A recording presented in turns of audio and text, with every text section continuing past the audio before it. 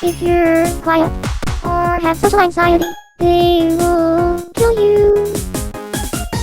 Yeah, you know that it's true. Hands up. They really will throw hammers at you. Being quiet doesn't mean dangerous.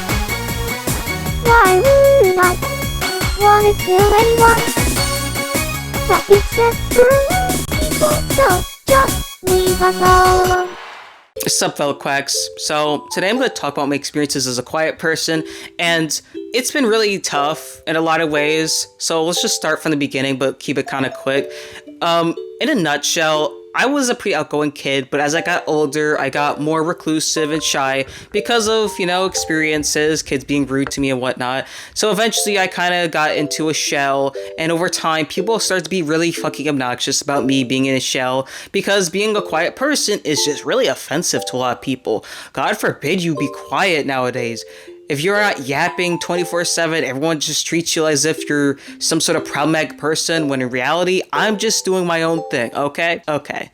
Anyway. I'm starting to realize that if you don't talk a lot and you're just real quiet and keep to yourself, then people actually have a really big issue with that. But if you start talking a little bit more and start being yourself and actually talking a lot, then people also have an issue with that. So I think the solution is to just cut out all human interaction. Let's start off with the killer combo, RBF and being quiet. Oh boy, if you have RBF, which is resting bitch face, aka your resting face looks slightly annoyed or maybe sad, man, people give me such a hard time for having RBF. It's genuinely so frustrating how many comments I've gotten over the years. One notable instance was when I was in high school and I was trying to check out books from the library, and the librarian was like, "Oh, you can check out the books, but first I want to see you smile." And I just stood there like, can we not? I just want to get my books and go. Why are you trying to hold me up? This is really weird and rude. So I smiled and then I got my books. But looking back on it, I kind of wish that I gave her a creepy smile, just mess with her. And then afterwards, I would have just take my books and left. Actually, you know what? I'm not sure why I didn't just take the books and leave. Because, I feel like people who are trying to be, nice about the whole thing, just smile a little bit. I'm trying to make you smile. I'm trying to make your day.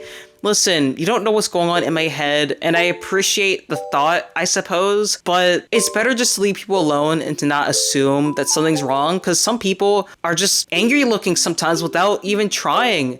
And I would say I don't even look that angry. People with RBF are just chilling most of the time. They're not usually bitchy, they're just chill, but for some reason people can't seem to handle that. I think, honestly, I have a hot take. Low-key, I feel like some people who can't handle those that have RBF and feel the need to make them smile are a little bit selfish, because it feels like, to me, you can't handle the idea of someone looking a certain way that makes you feel uncomfortable, so you have to correct it under the guise of making them feel better. That's just me, though. I mean, I could be wrong, but that's just how I feel, because I've noticed that in the situations where people have forced me to smile, I was more uncomfortable when I was forced to smile than when I wasn't, and I kind of felt really inconvenienced by it, and I understood that, yeah, they were trying to cheer me up, but I wasn't in need of cheering up. I was fine. I was just minding my own business. It just feels a bit invasive to me, and then combined with being a quiet person, they just assume something's wrong. No, I am just a very in my own head type of person. I like to think a lot. I like to sit and observe. I do like to talk, but most of the time, I sit out and I listen to people. I like listening. God forbid you like to listen, not contribute to the conversation. Sorry, dang. I thought most people would like listeners, but I guess not. I guess if you're a quiet person, it's bad, but if you're a yapping listener, then it's good. But anyway, let's just move on. Another thing that really frustrates me about being a quiet person is that people love to point out if you're quiet. They cannot shut up about it, actually, which is very ironic. You could just be chilling there, listening to a conversation, observing, or just simply being present, and someone's gonna have issue with it and point it out. But you gotta be comfortable with the fact that some people just aren't gonna talk all the time.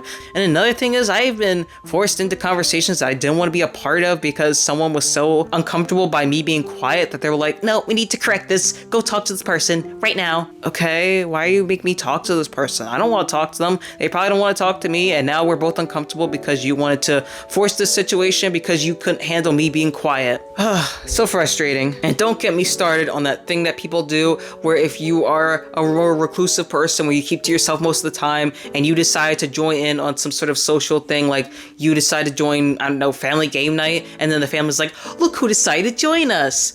Stop doing that. Genuinely stop saying that. That is actually really harmful. If you want to say something to your quiet family member or friend or whatever who doesn't really join in on a lot of like big group activities, say we're so happy to have you here, because it makes them feel welcomed. It makes them feel like they actually belong and that they want to be a part of the group.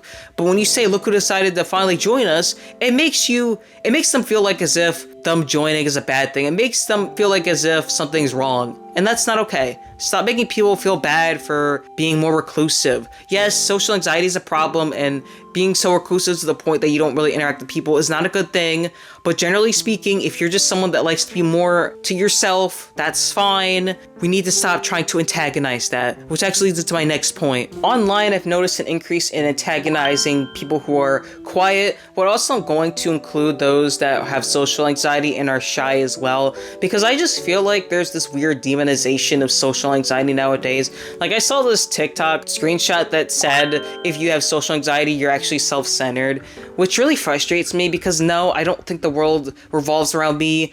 I just have social anxiety because, surprisingly, people want to make it my problem that they don't like what I'm doing, or they want to make fun of me for literally no reason. So now I'm more hyper aware of things because I'm worried that someone's going to make fun of me for existing. Because, you know, surprise, surprise, on the internet nowadays, actually, you can be made fun of for literally anything. I've seen videos, I've seen screenshots of people existing out in public, taken by someone and posted online to be made fun of. There have been many stories of TikTokers putting some random person on blast, and then the person having to defend themselves because the TikToker decided to create some false narrative about how so-and-so decided to be this or that. And you know how the internet is. There's no such thing as nuance. There's no such thing as hearing the other person out or whatever. So a lot of people end up getting slandered for no reason because someone wanted to essentially fuck someone's life because they were like, oh, well, this person's being weird, or I don't like this person, or whatever. So yeah, I think it's pretty understandable that a lot of people nowadays have social anxiety, or their social anxiety got worse. Like, mine's got worse. We're not living in a time where we can really truly say, just don't care about what other people think, because a lot of people do care what each other and what they think. I literally can't go in public now without the fear of someone possibly recording me doing who knows what. That's the weird thing. Sometimes you could just be doing absolutely nothing and someone's gonna take a picture of you and put it online, like, look at this weirdo. And then some people will be like, oh yeah, this person's so fucking weird and creepy or something. Or they'll craft a narrative about how bizarre you are and you're just existing in your own little environment. But because someone put you online because they wanted to take a picture of you at home public, now you gotta deal with the consequences of bullying, basically. And then there's the issue of people making it harder for those who struggle with social cues and who just struggle to fit in or are awkward, as if being awkward or whatever, neurodivergent or anything like that is a bad thing. God forbid you just struggle to understand certain social cues. God forbid you mishear something, or maybe you misinterpret a thing or whatever. My gosh. You cannot misinterpret some things nowadays without someone treating as if you just like committed a crime. If you like misunderstand a certain social cue that's like so subtle and hard to understand for like some people who just are out of the loop of that sort of thing, you might as well just fucking die at this point. Like, I've seen so many tweets of people who are like, yeah, I'm neurodivergent, and you know, I had this experience where I said this or whatever, or I did this and no one picked up on it, or I misinterpreted this thing and I was treated like shit for it. And I was just like, dang, it's starting to be really relatable now. I'm not sure if I am, but you know, it just really sucks that people can't even be a little bit awkward nowadays or struggle with certain social cues without there being this treatment as if they're doing it intentionally or something like that. No, I don't think anyone's trying to misinterpret your social cues. I think you're just being super vague and subtle. It's really hard to not care about what other people think of you nowadays, since we're kind of living in a time where everything is so heavily surveillanced. Oh yeah, and also, I've noticed, as someone who loves to make a lot of jokes, for people who love to enforce really strict, vague, and subtle social cues, it sure does go over their heads whenever I make jokes towards them. That's very interesting. I mean, there are times where, yes, I can understand. I do have a dry sense of humor, and sometimes the dry humor doesn't always land because it's always a bit difficult to land a dry joke because you have to say it in a certain way or else it won't be interpreted as a joke. But I feel like sometimes I've said things that are just so absurd that it's like you can't help but think, oh yeah, definitely gotta be a joke. Like, that can't be legit. But no, some people just take me way too seriously for no fucking reason. Relax. And that's the funny thing. I am chill most of the time. I would say I'm kind of in a neutral default state. But one thing that always gets me riled up is when someone assumes I'm in a bad mood, so then they try cheering me up, and then I get annoyed by them assuming that I'm in a bad mood, which then thinks, oh, you are in a bad mood.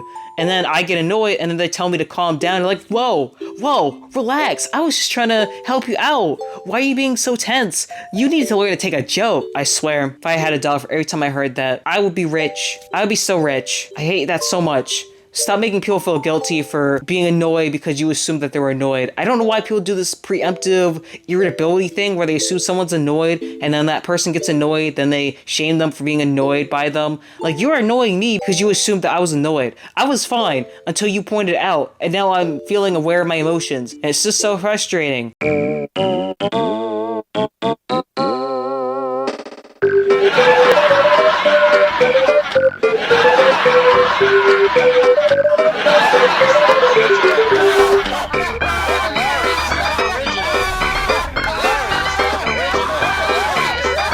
To end off this video, I just wanted to talk about quiet kid jokes and other issues I think people have with quiet people in general. Quiet kid jokes aren't funny, and even someone with a dark sense of humor, I just can't bring myself to laugh at them because as someone who's had to hear them a couple of times, it's not funny, and I really don't see the punchline because, oh, ha ha ha, the quiet kid wants to kill everybody. Isn't that so funny, guys?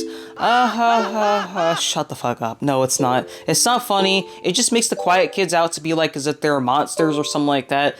No, being a quiet person is not a bad thing, and it's not some secret or something like that. And that's another thing. Why is it that y'all see quiet people as like super serious and rigid and snobby? Well, I'll tell you why it's a big deal. Because we're living in a time period where everyone wants to be loud, where being bold and outgoing is kind of the norm. Because I've noticed that if you have social anxiety, like I said before, it's antagonized. You're seen as a loser for having it because, oh, you're an adult that has social anxiety. Well, you're maladjusted and you clearly need to grow up and get out of this mindset or whatever, like as if it's super easy to just magically grow out of mental illness, as if there aren't layers and layers and complexities that have to be worked through in order to heal from mental illness. Like, you can't just get rid of it overnight. But anyway, yeah, like, I've been told so many times that I'm super serious, or I seem very rigid, or I seem annoyed when I'm not. I'm not a very serious person. I'm not a rigid person. I'm an anxious person. I can be cautious, but I wouldn't say I'm serious. I'm a very goofy person, but most of the time, because of my social anxiety, I just seem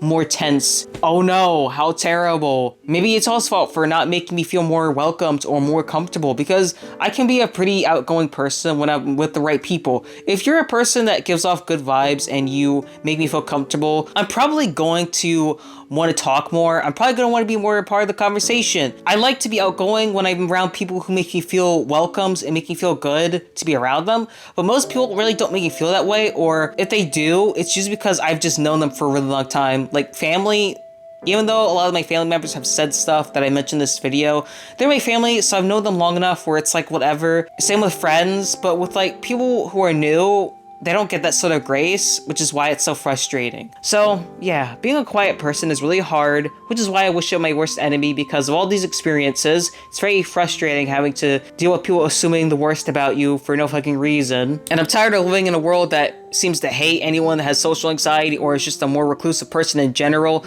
It's not a bad thing as long as you're not like so reclusive to the point that you don't interact with people at all. And yeah, social anxiety does suck.